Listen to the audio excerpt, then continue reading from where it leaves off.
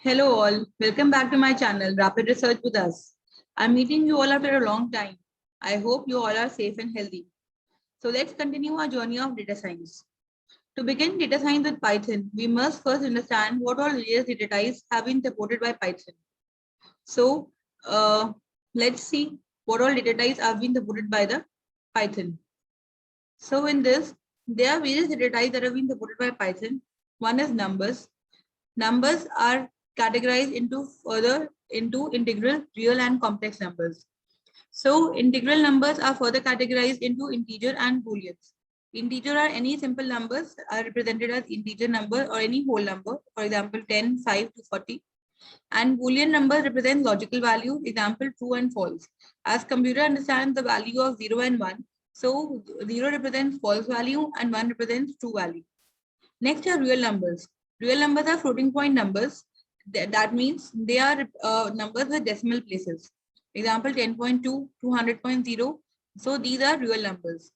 Next is complex numbers. Complex numbers consist of imaginary numbers. So any imaginary numbers like I or j, it can be represented through I or j. And the value of I and j are called as iota, and the value is square root of -1. So any value represented in terms of I or j, that means they are termed as imaginary numbers. Next data type is sequences. Sequences are of two types, immutable sequences and mutable sequences. Immutable sequences are those which cannot be altered or which cannot be performed arithmetic operations on these sequences. For example, string, tuples, and bytes. Mutable sequences are those which can be altered or on which arithmetic operations could be performed. For example, list and byte arrays. So any value represented in within single quotes, double quotes, or triple quotes are termed as strings. Example, hello, data science. Any value represented between round brackets and mixed are called as tuples. So tuples are sequence of objects. They can take mixed data types. For example, int, integer, string, floating point number, any value it can take, and these are immutable sequences. So for example, 10, hello, and 200.5 are called as tuple. And any machine readable string in the form of 1 and 0 is called as byte. So byte should consist of 8 bits. So bit can be a value 0 or 1. So any combination of 0 and 1 in the form of 8 bit is called as bytes. Next, mutable sequences. Mutable sequences are categorized into list and byte arrays. So again, list is a sequence of objects. In this, the distinction between the list and tuples is that list is represented in terms of square brackets and tuples are represented in terms of round brackets. List can also take values of mixed data types. So byte arrays are array of bytes. They can range from 0 to 256. Next data type is set. Set are further categorized into sets, dictionary, and chosen sets. Sets are unordered collection of unique objects, for example, A, B, C, and they are represented in terms of curly brackets. Similarly, dictionary is an unordered key value pair, means each value is being supported by an index value or the key value. So if I write name and name is Shubhra, that means name is a key and Shubhra is a value. So it represents a dictionary. It is also represented in terms of curly brackets. Now frozen sets. Frozen sets are something which are immutable. That means once declared, they cannot be altered. Frozen set, to declare a set as a frozen set, we have to use a keyword frozen set in front of them. So these are some common examples of string int. X is equal to hello world is a string. X is equal to 20 is an integer type. X is equal to 20.5 is a float. X is equal to 1j is a complex number. X is equal to apple, banana, cherry enclosed within a square bracket is a list, and the same value has been enclosed within round bracket is called as tuple. Next is the key value pair. Name is John and age is 36. It is a dictionary. Apple, banana, and cherry are enclosed within curly braces, so these are set. And to declare a set as a frozen set, we have used the keyword frozen set. X is equal to true represents a Boolean value, and X is equal to byte. B stands for byte, and hello. Hello is any string value. So we are converting this string into bytes. So this is called as a data type as byte. Along with knowing the data type, we can also specify the data type of the variable we want to specify while initiating the variable. So if I write X is equal to str hello world, I am declaring hello world as a string data type. Similarly, 20 as int, 20.5 as float, 1j as complex, apple, banana, cherry as list, apple, banana, cherry as tuple, name is equal to John and age is equal to 36 as dictionary, Set apple, banana, cherry as set. Next, I'm declaring frozen set, and I'm converting value 5 into a Boolean value and in the byte value. So this is how we can declare the data type also while initiating a variable. So there are various types of data file format that have been supported in Python. First is common separated CSV files, which are called as CSV file. Next is Excel file. Next is plain text file written in Notepad. Next is JSON files, and last is doc file or the Word file. So the comma separated file, it is a spreadsheet file. So in this, data is stored in the form of cells, and each cell is organized in the form of rows and columns.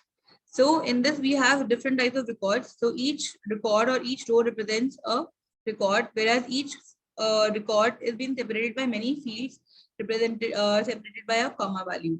So we can see in this example like name, email, and mobile. These are separated by a comma value. So these are different fields, and name, John, Will, and Jane each start with a different row. So it is a simple, each row is called as a record.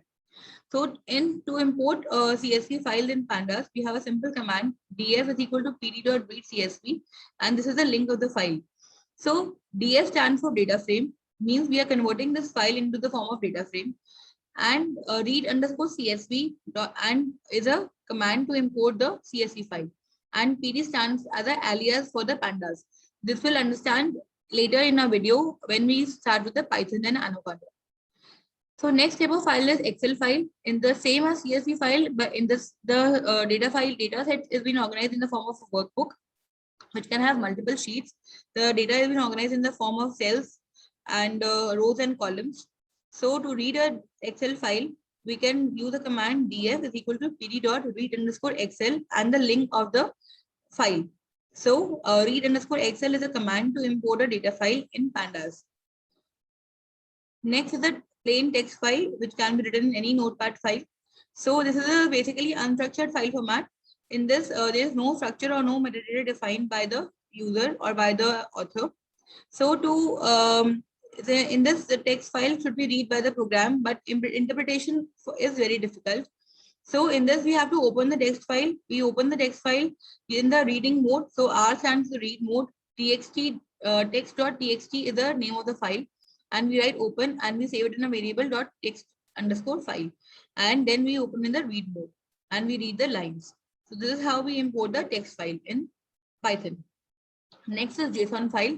JSON stands for JavaScript Object Notation File. It is a text-based file used for exchanging data over the web. It is used for transmitting structured data over the web because it is language independent. So it does not support any language in language. So we can use it on multiple platforms. So therefore, to read a JSON file, the command is pd.read underscore JSON file, and we save this file in the form of a data frame. Next is the docs file format. Docs file, to convert to read a docs file format, we need a library called as Python doc2test. And to install this library, we first write a command pip install docs2text. This doc file will be converted into a text file, and then we can read our docs file. So the command is import docs2text, because we are after installing the library, we have to install this library, and then using a command .process, we can read any document file written in the Word document. Now we have two types of data: structured data and unstructured data. In nowadays, the most of the data is in the form of unstructured data. Like 80% of the data is in the unstructured format, and only 20% of the data is in the structured format. So what do we exactly mean by structured format? Structured format is data which is represented in the relational database management system. It means it has a fixed strength, fixed length. Each value, each field has a fixed length, and they are organized in the form of rows and columns, where each row represents a record and each column represents a new field or a new attribute. For example, phone numbers and zip codes. These variables have a fixed length. That like mobile number. Mobile number will be of 10 digits. Zip code will be of 6 digits. So these have a predefined format. So we call it as a structured data. So in this, on structured data, we can perform structured query language queries, and we can extract our information. Example of there are several applications of structured data like airline reservation system, railway reservation system, ATM activities, inventory control, and so on. So any data which is organized and which has a predefined metadata format is called as a structured data. So structured data is saved in the form of Excel files also. Next is unstructured data. Unstructured data means that is not organized in any structure or do not have a predefined schema or a data model. So everything else except structured data is called as unstructured data. It can be a textual data, it can be a non-textual data. It can be a human generated data, it can be a machine generated data. So what do we mean by human generated data? So examples, text files, emails, social media, mobile data, media data are all human generated data. Whereas satellite image, sensor data, scientific data or digital surveillance data is all machine generated data. So all these comes under unstructured data. So there are key points of difference between the structured data as well as unstructured data. So structured data is defined, whereas unstructured data is undefined. It represents quantitative data, whereas unstructured data represents qualitative data. In this structured data, the data is stored in the form of relational database management systems, whereas in unstructured data, we store data in the NoSQL form. Structured data is easy to search and understand, whereas we need to process the data first and then searching is difficult in unstructured data. So structured data has predefined formats for numbers and text, and unstructured data can take any shape, just video, audio, text, and so on. So there are several data types which have been supported using structured data, like integer, floating point numbers, characters, string, boolean, are all data types that are supporting by structured data. And the Excel files and SQL databases are used to store structured data. Few examples of the fields of structured data are name, dates, address, credit card numbers, stock information, geolocation. All these have a predefined format. So we are called it as structured data. This is an example of an Excel file of structured data where each attribute like match ID, bowler, level 2, wickets are being stored, have a predefined format, and they are stored in the form of an Excel file. Whereas in unstructured data, we use normally JSON files or JavaScript object notation files. Various data types that have been supported for unstructured data are text files, audios, videos, images, email, web pages, and sensor data. So I hope you like my video. And in the next video, we'll be starting with an Anaconda and data science with Python in Jupyter Notebooks. So please stay in touch. If you like my video, please subscribe my channel, Rapid Research with Us, and keep on sharing my videos and keep in touch for more content. Thank you all.